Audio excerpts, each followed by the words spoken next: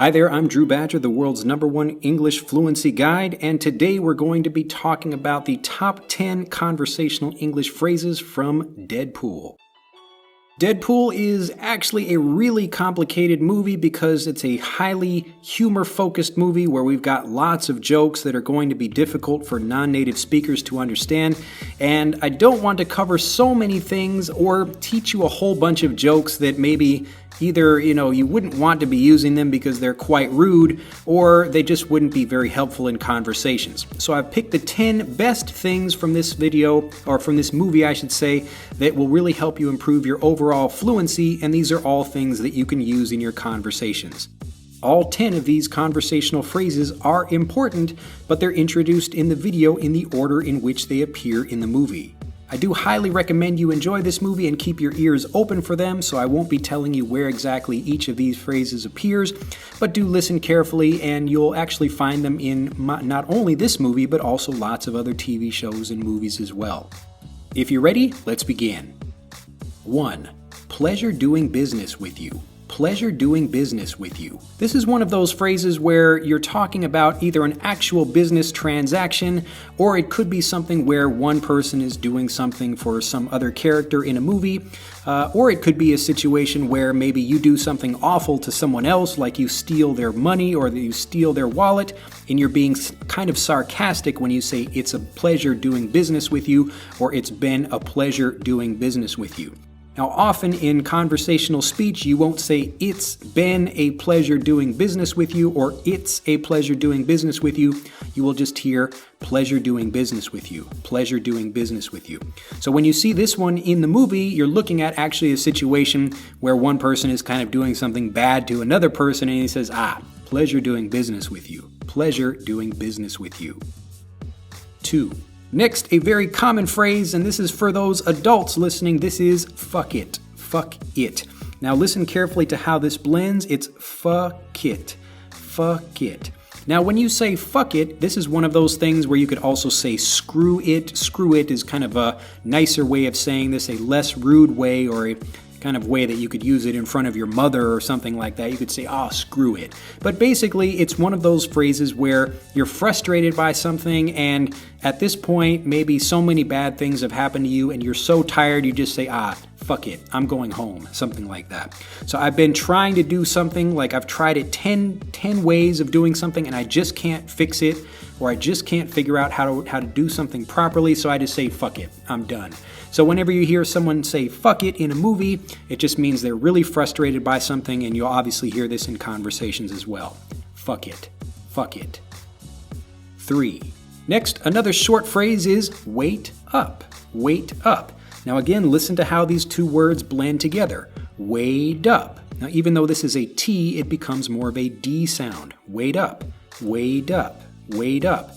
Now when you're yelling to someone or you're talking to someone and you're just asking them to wait, but in a more casual and conversational way. Hey, wait up, wait up, wait up. So a friend of yours is walking, or maybe some other friends of yours, like you're tying your shoes and they start walking and they're leaving you. You say, hey, wait up, wait up. You're just asking them to wait, but in a more conversational way.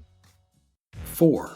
She's not made of money. She's not made of money. When you talk about being made of money, this is a way of saying that you have money.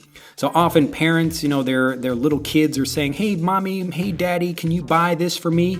And instead of saying, "I don't have money," or "I don't have any money for you to buy this thing," you say, "Hey, I'm not made of money." So to be made of money means I'm physically made of money. Like I have lots of money and I am money, so I can just use money anytime I want to. So instead of saying, "Oh, I don't have money," you can say, "I'm not made of money." Made of money. 5. Another fantastic conversational phrase when you're talking about liking something, you can say, "I have a soft spot for a particular thing." Now, this is kind of a tricky idea, but you should be able to understand it with this explanation. If you think about a person wearing armor, like a soldier, and they've got different points on their body, some of them are hard, but they'll have a few soft spots where you can attack them, like shooting an arrow at, the back of someone's leg. This is like the Achilles heel. So Achilles, the Greek soldier that was held by his ankles, and he was dipped in water to make him basically invulnerable. So he was made super powerful, but he had a soft spot or a weak point on his heel. So that's where we get the idea of an Achilles heel. So everything else is really strong, but he has a soft spot or a weak point. So when you talk about having a soft spot for something, maybe you think like, wow, like I'm a really harsh guy, I'm very strict with my kids or something, but I have a soft spot, or I have a soft spot in my heart for puppies. So if I look at a baby puppy or a kitten, like even if I'm a very strict or a mean person, my heart melts and I get very excited about that, to have a soft spot for something. 6. That came out wrong. That came out wrong. Now, when you're saying something and you say something that you don't think maybe you said correctly, or maybe you offended someone and you didn't want to, you can say, oh, I'm sorry, that came out wrong. So you'll see this a lot, and the actor Ryan Reynolds, basically he's acting the same way he does in every movie he's in, where he's kind of got this sense of humor, and it's just a very common thing, but often he'll say something and he'll say that came out wrong. So it he meant to say one thing, but it sounded like a sexual thing, something like that. Like he says oh, I'm like a hard man or something like that, meaning he's very strict or very serious, but that's also has a sexual meaning at the same time. So that came out wrong. That came out wrong. So when you describe something as wrong, that's the same as saying bad or incorrect. 7. Hands off the merchandise. Hands off the merchandise. Now, the merchandise, this is a more elegant and advanced way of saying just stuff that you would sell at a store. So merchandise, usually it's a kind of nicer way of saying shirts and anything really. If you go to a furniture store, the merchandise is anything for sale, like tables and chairs and couches and things like that. So this is the merchandise. So when you're talking about hands off, it means don't touch. Now, usually this is a term, it's taken from don't touch things in a store if you're not going to buy them, but this is used for people in movies. So women will say hey, don't touch me.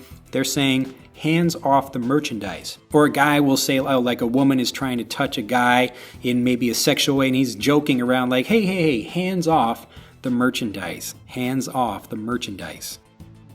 8. Ringing any bells? Ringing any bells? When you hear that something rings a bell, it means it's memorable or you're recalling something in a certain way. Like you hear something and ding in your head oh, okay, I remember that person's name.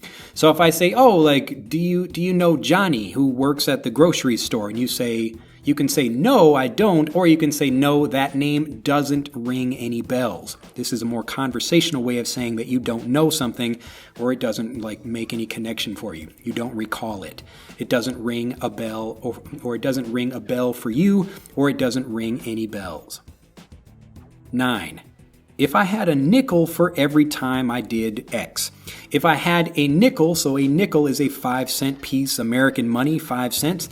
And if you say, if I had a nickel, so if someone gave me 5 cents every time I did something, then I would be a rich person, something like that. So this is a very kind of tricky way, but it's a casual and natural and native way of saying that you do something a lot. So if I had a nickel for every bottle of water I drank every day, I would be a millionaire. So it just means I drink a lot of bottles of water. Or if I do anything else often. If I had a nickel for every video I produced, I probably wouldn't be a millionaire, but actually you can count those and I've got 300, so that wouldn't be very much money at all. But anyway, you understand it's just a way of saying that you do something a lot. If I had a nickel, or if I had a quarter, or if I had $1 for every time something. So if I had $1 for every time a student asked me a question about fluency, I would be a rich man, that kind of thing. 10. Our last phrase is, we'll see about that. We'll see about that. So when you say we'll see about something, it's usually one person challenging someone else. You'll see it in sports movies where one team says wow, we're really going to beat you guys very badly. And then the person on the other team says, oh, we'll see about that. So we will see about that. It just means in the future we will know what will happen, but it's a response to a challenge where you're saying, oh, you think you can do better than me? We'll see about that. We'll see about that. Well, that's it for this video, whether you see this movie or not, and I highly recommend it. My dad actually enjoyed this movie, and he was like, Drew, you need to go watch Deadpool, so, I'm watching Deadpool. Anyway, I do recommend you see the movie, but even if you don't, all of these phrases are really helpful. Just be careful when you're using something like fuck it with people, maybe. You can use it around friends. It's not that big of a deal. But again, screw it or screw this. These are both things you can use in case you don't want to say, fuck it, something like that. But anyway, these are all fantastic phrases you can use in your conversations, and I highly recommend you use them. Deadpool is a great movie with a lot of focus on humor, so go back and watch it many times if you haven't seen it already, and I will see you in the next video. Do like this video. If you'd like to see more of these, do subscribe and tell many other people about this video. Tell like 10 other people about it. Do share it online. Again, give it a like, become a subscriber so you can get more of these, and let us know in the comments below. We had a couple people ask for Deadpool, and so that's why we're making a Deadpool video. So if you'd like to see this video series about one of your favorite movies or a new video that's coming out, a new movie that's coming out, let us know in the comments below, and I'll see you in that video. Bye-bye. To continue learning, click on the link in this video to download Speak English Naturally, our free guide to speaking and sounding like a native English speaker.